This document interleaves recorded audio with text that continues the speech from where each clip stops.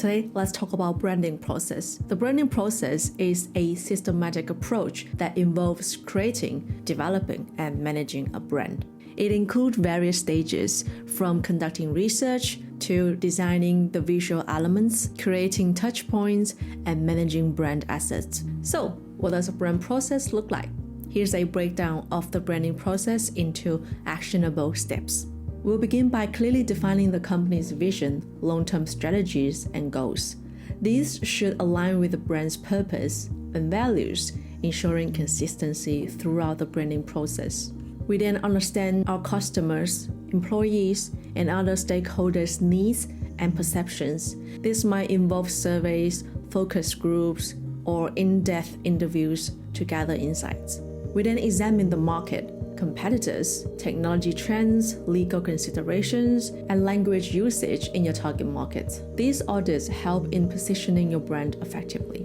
We then consult key members of the management team to get their insights and align their understanding of the brand's direction. If your businesses already have established brands, assess how they fit into the new branding strategy and what changes are needed.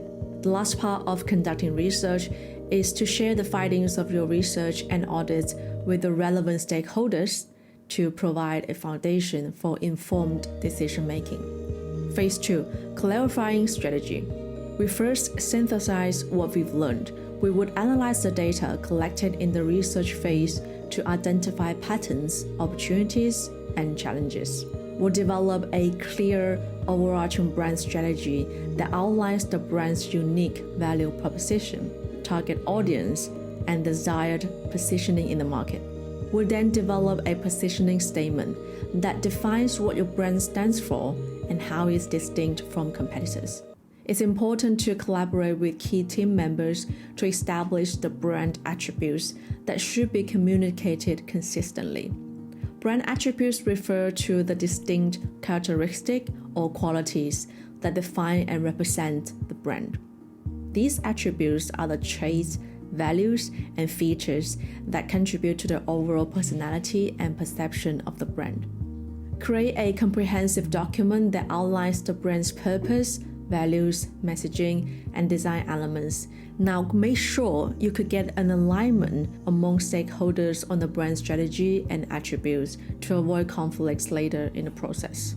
If necessary, divide on naming conventions and guidelines for your brand or product names. For example, the name should convey the product's main features and benefits, making it easy for consumers to understand its purpose. Or that the naming strategy should allow for scalability, making it easier to introduce new products under the same brand umbrella.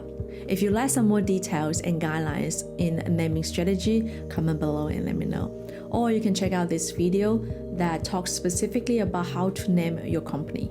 Next, we'll craft the core message that will be used to communicate your brand story, benefits, and values. We'll then write a creative brief. This document outlines creative expectations for design and messaging in the branding process, ensuring that all creative elements align with the brand strategy. These two phases are what we call brand strategy sections, and then we can move on to the design part. Phase 3. Designing identity. Imagine the desired brand image and how it will be perceived by your target audience. We'll then generate creative ideas and concepts that will form the basis of your brand's visual identity and messaging. We'll move on to the actual design part. Create logos, color palettes, typography, and other visual elements that represent the brand. Don't forget to explore applications. Consider how the brand identity will be used across various applications, such as websites, packaging, and marketing materials. Determine how the various elements of your brand fit together in a coherent structure, including sub-brands if applicable.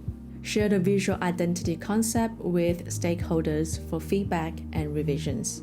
Ensure that all stakeholders are in agreement with the chosen visual identity and design elements. If you want to learn more about designing brand identity, check out this video. Phase 4. Creating touchpoints. Make any necessary refinements to the visual identity based on the feedback. We then extend the brand identity to create a consistent look and feel for various touchpoints, such as website, advertising materials, and product packagings. It's important to take legal steps to protect your brand's visual elements and trademarks. Determine the order and design of applications, such as your website, social media profiles, and print materials. There will be some priorities. Develop templates and guidelines for the consistent use of your brand across all touchpoints. Ensure that the brand architecture is implemented consistently, especially if your brand includes multiple sub-brands or product lines. Finally, we finish the design, and then we'll move on to managing the design outcomes.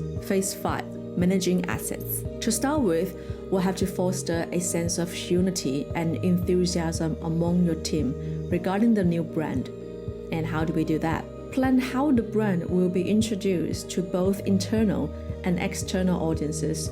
This includes timing, messaging, and channel selection. We'll start by launching the brand within your organization to ensure that employees understand and embrace it. We have to clearly communicate the reasons behind the new brand and rebranding initiative, and educate the team members about the nuances of the new brand.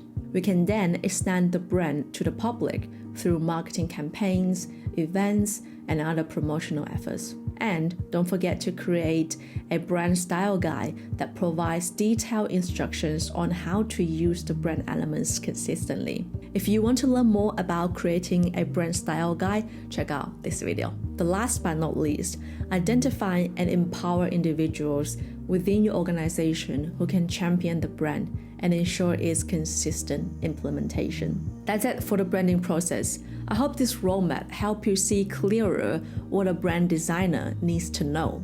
It's not an easy road to go down, is it? I know. If you think this video helpful, don't forget to subscribe and hit the like button. See you next time.